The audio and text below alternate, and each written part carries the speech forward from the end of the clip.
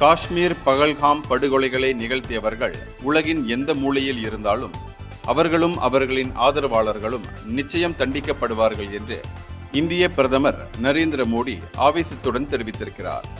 பொது நிகழ்ச்சியில் வழக்கத்திற்கு மாறாக ஆங்கிலத்தில் உரையாற்றிய மோடி இவ்வாறு தெரிவித்திருப்பது உலக நாடுகளுக்கு அவர் அளித்துள்ள அவசர செய்தியாகவே பார்க்கப்படுகிறது. இதன் காரணமாக இந்தியா பாகிஸ்தான் இடையே எந்த நிமிடமும் போர் வெடிக்கும் சூழல் உருவாகி இருக்கிறது என்று உள்ளூர் பத்திரிகைகள் கூறின.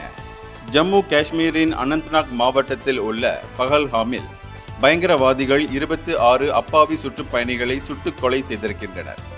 பீகார் மாநிலத்தில் மதுபானி என்ற இடத்தில் நடந்த ஒரு நிகழ்ச்சியில் பேசிய மோடி, பீகார் மண்ணிலிருந்து உலகத்திற்கு ஒன்றை கூறிக்கொள்ள விரும்புகிறேன்.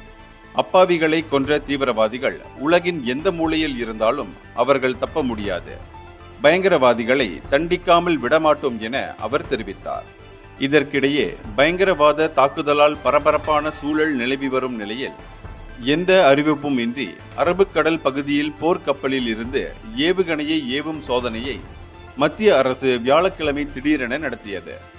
இந்திய கடற்படையின் INS சூரத் போர்க்கப்பலில் இருந்து துல்லியமான கடல்சார் இலக்குகளை அளிக்கும் ஏவுகணை சோதனை நடத்தப்பட்டிருக்கிறது.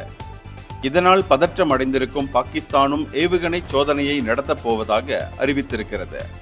எனவேதான் இரு நாடுகளுக்கும் இடையே போர் பதற்றம் அதிகரித்திருக்கிறது. இந்தியர்களின் இதய குரல் மக்களோசை.